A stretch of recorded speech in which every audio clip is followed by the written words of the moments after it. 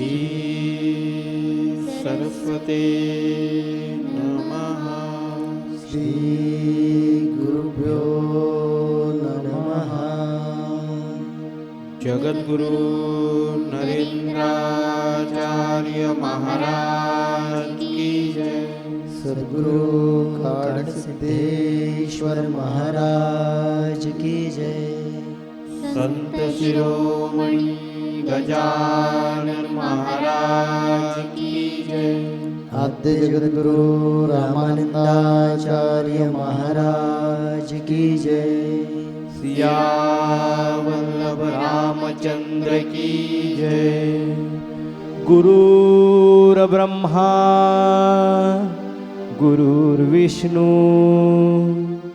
गुरुर्देवो महेश्वरा गुरुर्साक्षात् परब्रह्म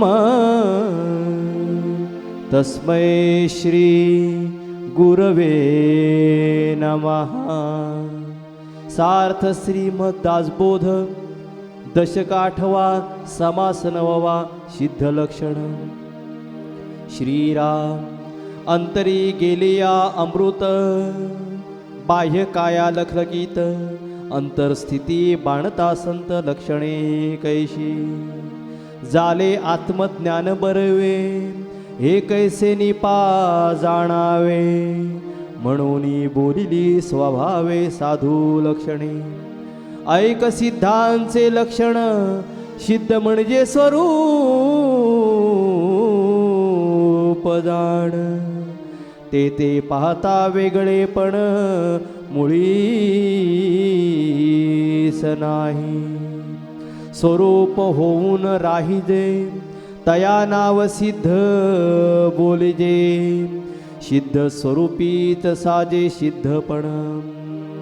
तथापि सिद्धांचे लक्षण काही करू निरूपण। जेणे बाणे अंतरखुण परमार्थाची सदा स्वरूपानुसंधान हे मुख्य साधूचे लक्षण। जनी असोन आपण जना वेगळा संदेह रहित साधन तेची सिद्धांचे लक्षण। अंतर्बाह्य समाधान सळेनायसे पुंडलिक वरदे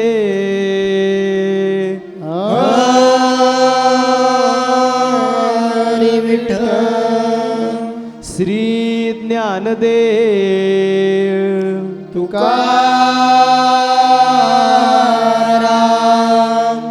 पंढरीनाथ महाराज की जय। जगद्गुरु नरेंद्राचार्य महाराज की जय। परम पूज्य जगतगुरु श्री के पावन चरण कमलों में प्रणाम करते हुए आप सभी को मेरा श्री गुरुदेव। मेरे गुरु बंधु एवं बांधवियों, आज का समास वास्तव में मेरे लिए बड़े ही गर्व और प्रसन्नता की बात है, क्योंकि जिस समास के प्रवचन की आज मुझे आज्ञा हुई है उसका विषय इतना सुंदर है कि इस विषय को समझाने में या इसकी विवंचना करने में मुझे जो आनंद मिलेगा, ये मेरा सौभाग्य है जो जगतगुरु श्री के आशीर्वाद से मुझे प्राप्त हुआ है।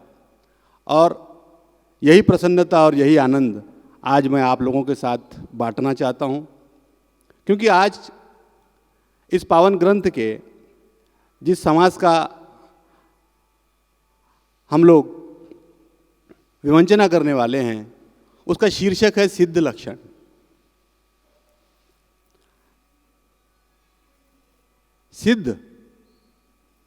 सिद्ध की परिभाषा क्या है? इसके पहले समासों में भी हमने मोटे तौर पर सिद्ध की परिभाषाओं को समझने का प्रयास किया है, लेकिन समर्थ इस ग्रंथ में आगे हर पहलू को स्पष्ट करना चाहते हैं, इसलिए आज सिद्ध के लक्षणों को हम विस्तार से देखेंगे। लेकिन इसके लिए हमें स्वाध्याय हेतु 2 समास पहले के कुछ पहलुओं को देखना आवश्यक है। 2 सप्ताह पहले हमने मोक्ष लक्षण के बारे में सुना। मोक्ष, हमारी जिंदगी में ये शब्द संतों महात्माओं या हमारे बड़े बुजुर्गों के मुंह से कई बार हमने सुना है और इस सत्संग में आकर हमने मोक्ष क्या है ये जाना है। मोक्ष एक अवस्था है। जैसे कि हमने देखा है संसार में इस प्रकार की भ्रांति है या कई जगह हमें सुनने के लिए मिलता है कि मोक्ष मृत्यु के पश्चात का कोई देन है या कोई वरदान है जो मृत्यु के बाद मिलता है, परंतु वास्तव में ऐसा नहीं है। मोक्ष एक अवस्था है जो जीवितावस्था में ही मनुष्य को प्राप्त करना है। मोक्ष की अवस्था क्या है? अपने आत्मा के दर्शन करना, या मैं ही परब्रह्म हूं, या मेरे भीतर जो आत्मा है वही परब्रह्म है, और इस देह और इस आत्मा के द्वैत को समझना, यह मोक्ष है। और जो इस अवस्था को प्राप्त करता है वो सिद्ध है।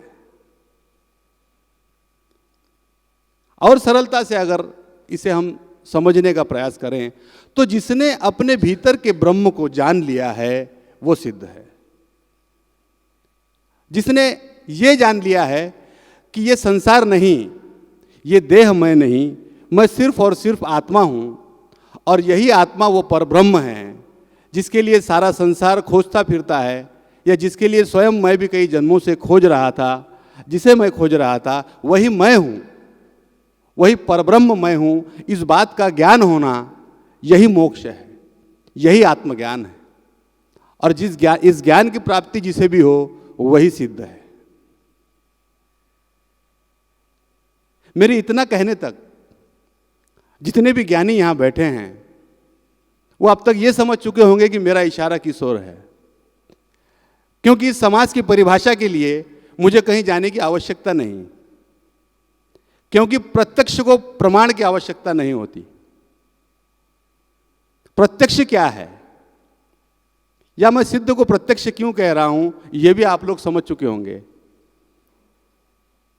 क्योंकि सिद्ध का प्रत्यक्ष रूप स्वयं हमारे सामने जगतगुरु श्री के रूप में उपस्थित है, जिन्हें हम स्वयं दिन में कई बार परब्रह्म के नाम से पुकारते हैं, याद करते हैं, अपने मन में संजोते हैं, अपने विचारों में संजोते हैं और आध्यात्म की इस यात्रा को पार करते हैं।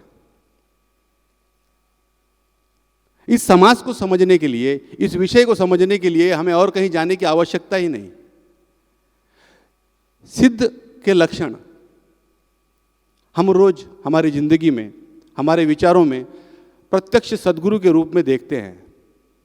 तो जो प्रत्यक्ष है उसे समझाने की आवश्यकता क्या है, लेकिन फिर भी इसे समझना आवश्यक है, क्योंकि जो प्रत्यक्ष होता है अप्रत्यक्ष रूप में वो क्या क्या करता है ये जानना भी आवश्यक है। क्योंकि कभी कभी आंखों को जो दिखाई दे हम उसके कारण भी भ्रम में पड़ते हैं, और वही माया है, उसे भी स्पष्ट करना आवश्यक है। तो इस प्रत्यक्ष को स्पष्ट करने के लिए सिद्ध पुरुष के लक्षण आज हम यहां समझने का प्रयास करेंगे, जो कि हमने पहले से समझा हुआ है, लेकिन इसे और स्पष्ट करना है। सिद्ध पुरुष जिसे आत्मा का ज्ञान हो चुका है, जिसने ये जान लिया है कि स्वयं मैं ही परब्रह्म हूं, वो कैसा होता है? सहसा हमने देखा है कि फिल्मों में या चित्रों में सिद्ध पुरुष के पीछे एक प्रकाश दिखाई देता है, या एक प्रकाश दिखा देते हैं कि ये व्यक्ति जो है ये सिद्ध पुरुष है, और उसके सामने जो दूसरे व्यक्ति दिख रहे हैं ये सामान्य जन हैं। लेकिन वास्तव में ऐसा नहीं है। आत्मज्ञानी व्यक्ति भी सामान्य जन की तरह ही व्यक्ति या मनुष्य है, सिर्फ उसे इस बात का ज्ञान हो चुका है कि जिस माया रूपी संसार में उसने इस देह को प्राप्त किया है वो उसका नहीं। संसार के सारे भ्रमों को जिसने तोड़ दिया है, संसार के सारे भ्रमों को, संसार की माया को जो समझ चुका है वो सिद्ध है। यानी देखने में, प्रत्यक्ष रूप में हम हमारे सामने अपने ही सरीखा, अपने ही जैसा एक मनुष्य देख रहे हैं, लेकिन वास्तव में वो आत्मज्ञानी है।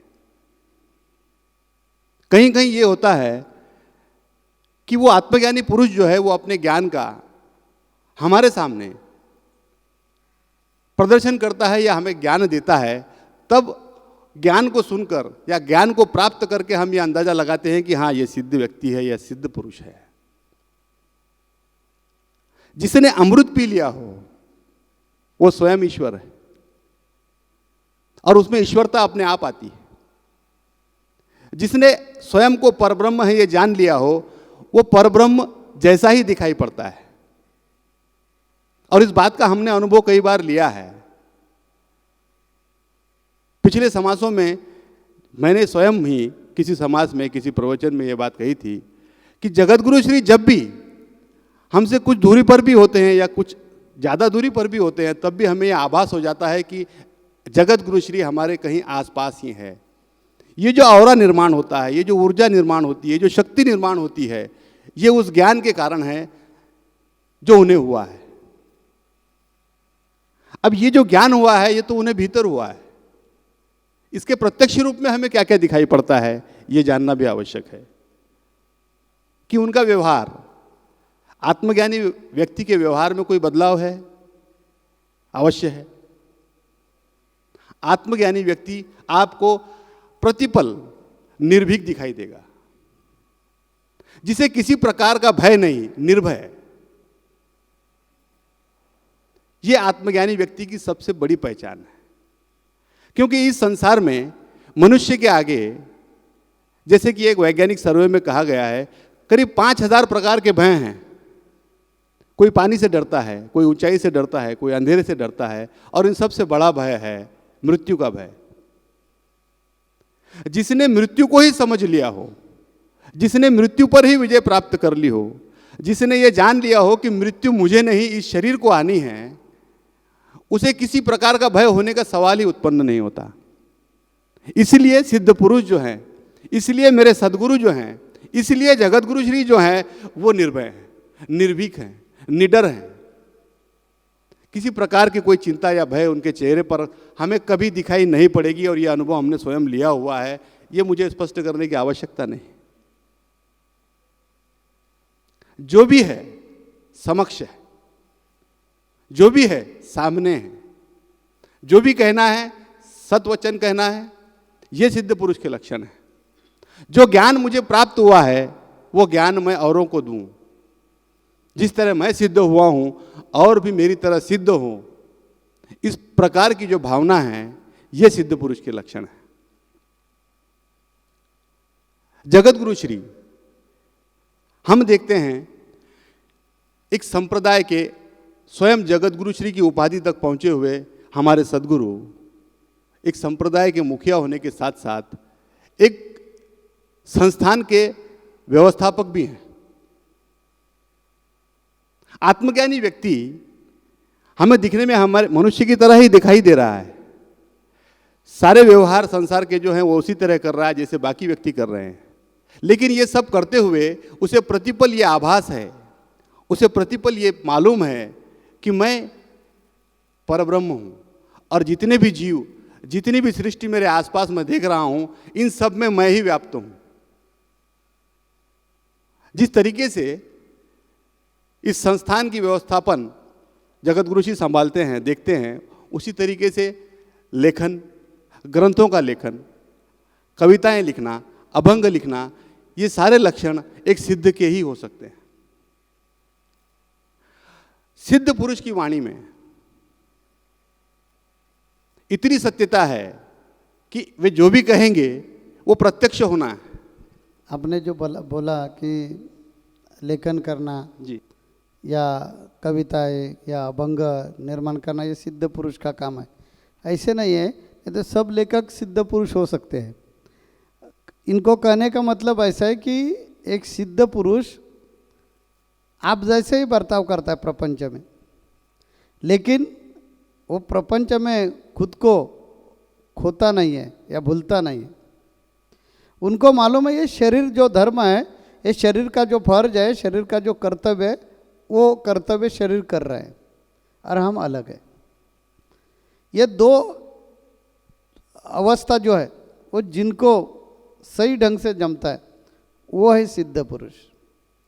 ये अभी मेरे बारे में उदाहरण दे रहे हैं एक बार जगत गुरु बोल रहे हैं, एक बार सदगुरु बोल रहे हैं।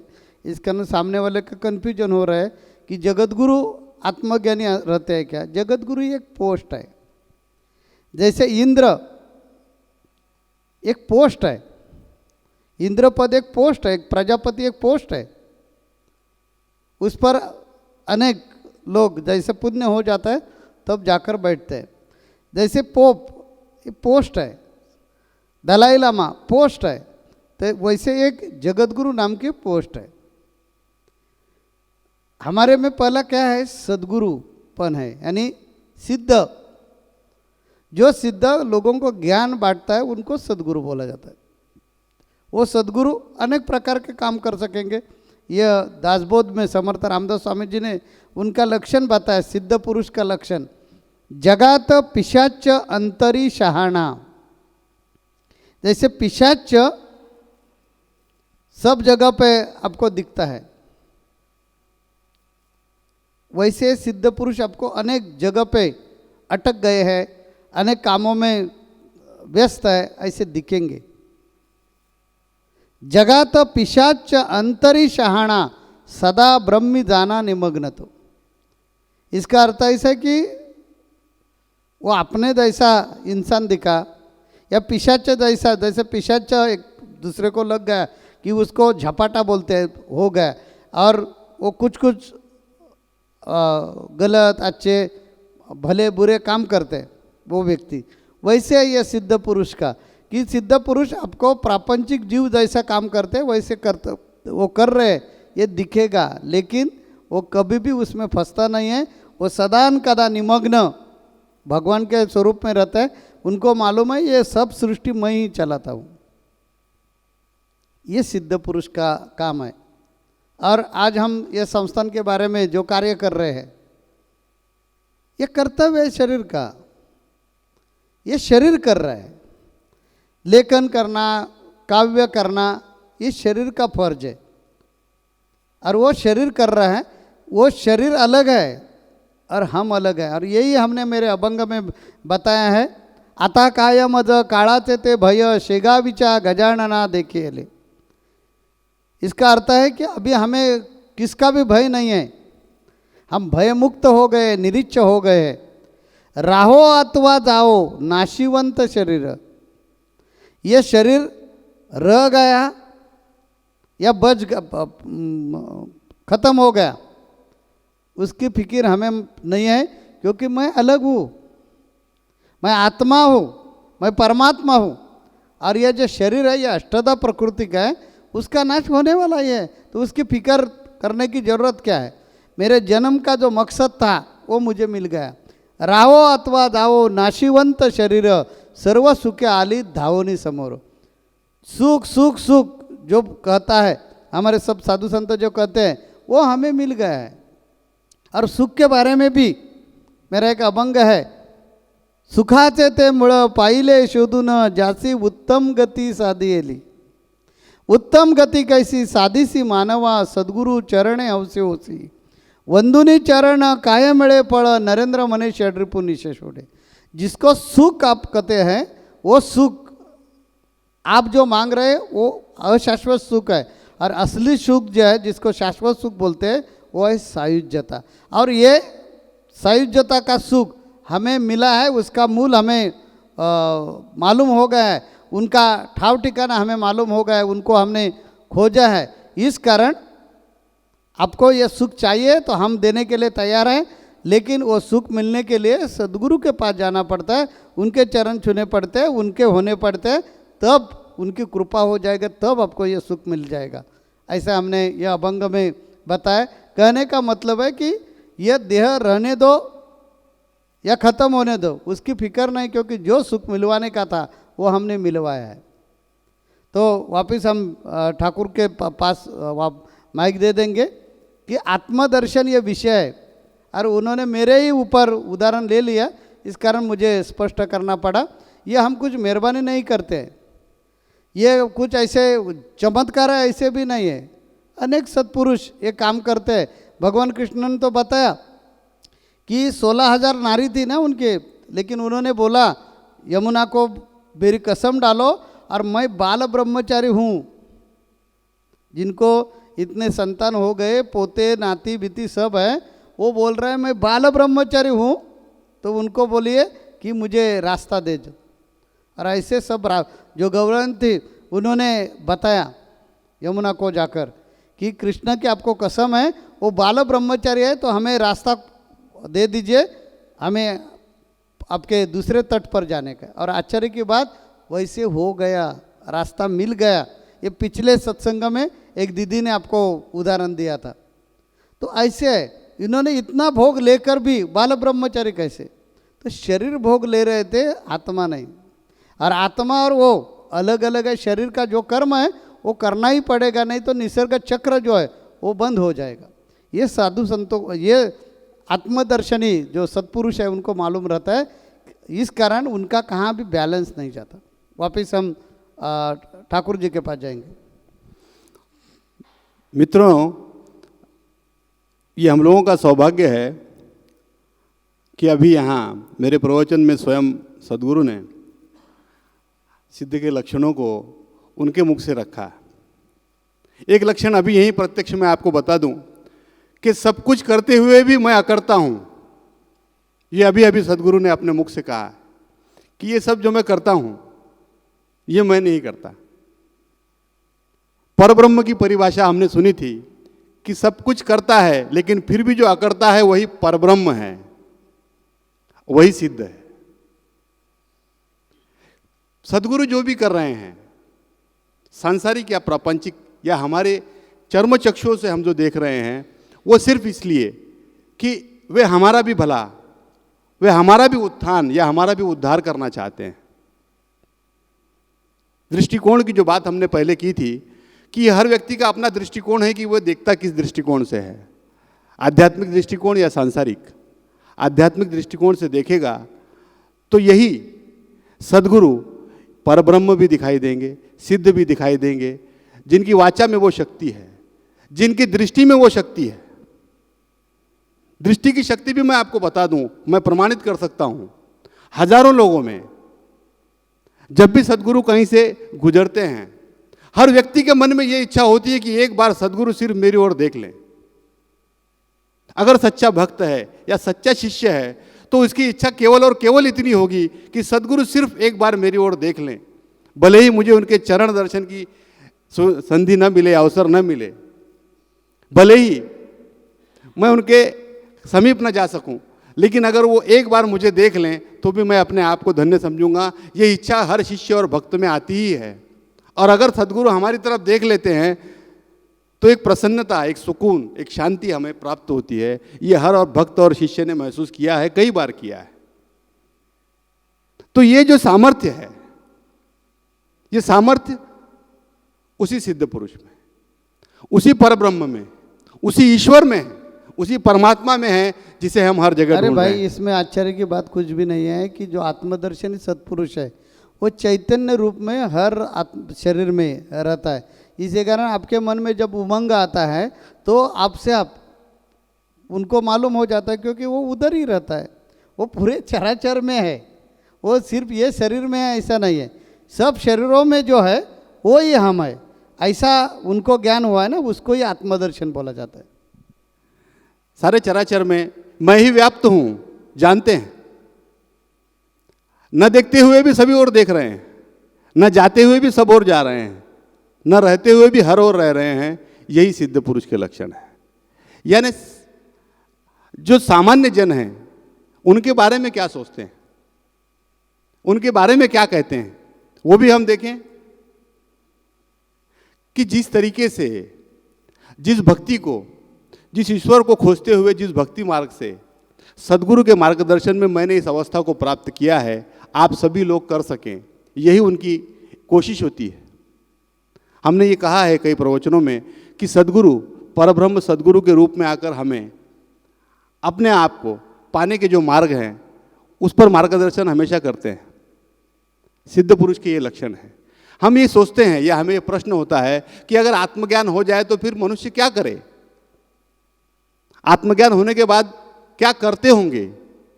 हर एक का अपना अलग अलग नजरिया, आत्मज्ञानी और भी हैं जिन्होंने जाकर हिमालय में एक सुनसान, एक वीरान, एक विरक्त, एक वैरागी की जिंदगी जीना पसंद किया है। आत्मज्ञानी कई ऐसे भी होते हैं जो रास्तों पर घूम रहे हैं, जिन्हें न रहने से, न कपड़ों से, न जीवन से, न भोजन से, किसी चीज़ में कोई आसक्ति नहीं, लेकिन सिर्फ रास्तों पर घूम रहे हैं। आत्मज्ञानी ऐसे भी हैं जिन्होंने अपने आप को इस संसार से दूर कर लिया है और एक एकांत में पड़े हुए हैं। लेकिन आत्मज्ञानी ऐसे भी हैं जैसे मेरे सद्गुरु, जो औरों को भी अपनी तरह आत्मज्ञान देना चाहते हैं, चराचर में रहकर, हमेशा बारंबार हमारे आगे आकर, बारंबार हमें समझाकर, प्रवचनों के माध्यम से, ग्रंथों के माध्यम से, कि तुम भी मेरी ही तरह उस सायुज्य को प्राप्त करो।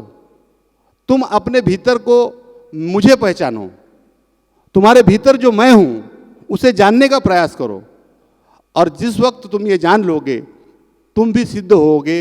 और वो वक्त ऐसा होगा, वो क्षण ऐसा होगा जब शिष्य और सद्गुरु इनमें अंतर नहीं होगा।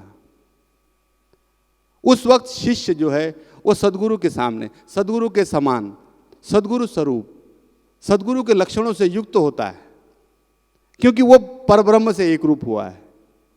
और सद्गुरु की यही प्रतीक्षा होती है, यही आकांक्षा होती है। ये बहुत बड़ा विषय है और ये अभी संक्षिप्त में कट करेगा, इसी कारण इसके बारे में अगले हफ्ते वापस यही विषय लेकर हम जाएंगे। हम इन्होंने जो बोला है विषय, वही विषय के बारे में 1 मिनट भर बोलूँगा और विषय ख़त्म करूँगा, और यही विषय अगले हफ्ते में आपको वापस सुनने को मिलेगा। इन्होंने बोले कोई जो सिद्ध पुरुष है वो हिमालय में जाकर बैठते हैं, कोई ऐसे ही मुक्त अवस्था में घूमते हैं, कोई ग्रस्त आश्रम में आकर लोगों को ज्ञान बांटते हैं। ये जो ऐसे आत्मज्ञानी है, आपके मन में आशंका निर्माण हो गई है कि ऐसे है तो ऐसे क्यों करते हैं, लोगों को ज्ञान क्यों नहीं देते, या हिमालय में जाकर सब लोग क्यों नहीं बैठते। ये उनके भी हाथों में नहीं है, उनको निसर्ग चक्र से चलना पड़ता है। मुक्ति यानी मरना नहीं, मुक्ति यानी स्वर्ग में गया है, इसका अर्थ मुक्ति नहीं। जब तक जन्म मृत्यु टालते नहीं तब तक मुक्ति मिलती नहीं है। बहुत लोगों का ऐसा एक कयास है, एक ऐसा अंदाज है कि मुक्ति तब मिल गई वो स्वर्ग में गए, ऐसे नहीं, उसको मुक्ति नहीं बोला जाता है। ऊर्ध्व गति में गए, वो ऊपर के गति में गए, नीचे गति में नहीं गए। तो ऊपर के गति में गए, वो आत्मा ऊपर निकल गया है, स्वर्ग में निकल गया है। वो धीरे धीरे धीरे धीरे जब सत्यलोक तक पहुंचता नहीं, तब तक जो लोक में जितना पुण्य उन्होंने संचय किया है उतना पुण्य भोग कर वापस उनको पृथ्वी तल पर आना पड़ता है। ऐसे बार बार होता है। जैसे पृथ्वी तल से ऊपर गए, पिशाच लोक छोड़कर ऊपर गए तो स्वर्गलोक में गए। स्वर्गलोक का पुण्य जब तक है तब तक स्वर्गलोक में रहने को मिल जाएगा, वापस उनको जन्म लेना पड़ता है। स्वर्गलोक से कोई लोग महर लोक में जाते हैं, उधर पुण्य खत्म हो गया, वापस मृत्यु लोक में आना पड़ता है। ऐसा यह देह का यानी आत्मा को प्रवास करना पड़ता है। अभी जो मोक्ष मोक्ष मोक्ष जो बोल रहे हैं, आत्मदर्शन बोल रहे हैं, सिद्ध लक्षण जो बोल रहे हैं, ये सिद्ध का लक्षण, ये अवस्था है। ये मनुष्य देह में आकर मैं आत्मा है और ये आत्मा ये शरीर को चलाता है। ये अष्टधा प्रकृति के वजह से, ये माया के प्रभाव से ये आत्मा को एक शरीर धारण करना पड़ा। जैसे परमात्मा को, परमात्मा की जो अनेक शक्ति है उसमें से एक शक्ति है महामाया। ये महामाया के वजह से ब्रह्मांड की निर्मित हो गई, वैसे ये महामाया के वजह से ये आत्मा को शरीर लेना ही पड़ता है। और वो शरीर और आत्मा दोनों के मिलाप से ये सब संसार चलता है। तो संसार में एक दफ़ा वो आ गए और उन्होंने आत्मदर्शन मिलवाया, यानी वो मुक्त हो गए कि उनको वापस जन्म मरण नहीं है। लेकिन शरीर का जो भोग है, शरीर का जो पाप पुण्य है या कर्तव्य है, वो उनको कर्तव्य निभाना ही पड़ता है। और गुरु के मुख से, गुरु के माध्यम से उनको आदेश मिला जाता है, जाओ आप हिमालय में बैठो, तो वो हिमालय में जाते हैं। जाओ आप मुसाफिरी करो, तो मुसाफिरी करो। चलो आप संसार में आओ और संसार में आकर लोगों को मार्गदर्शन करो, तो वो काम करना पड़ता है। ज्ञानेश्वर महाराज जी के पिताश्री जो है उनके बारे में हम आपको बताएंगे, लेकिन अगले हफ्ते में यही कहानी पहले कंटिन्यू करेंगे और बाद में ठाकुर आपको इसके बारे में और भी विस्तृत स्वरूप पे बोलेंगे। अभी हम इधर रुकते हैं और अगले हफ्ते में वापस यही विषय लेकर आपके पास आएंगे। जगत गुरु नरेंद्राचार्य महाराज की जय। सद्गुरु कारण सिद्धेश्वर महाराज की जय। संत शिरोमणि गजानन महाराज की जय। आद्य जगत गुरु रामानंदाचार्य महाराज की जय। सिया वल्लभ रामचंद्र की जय।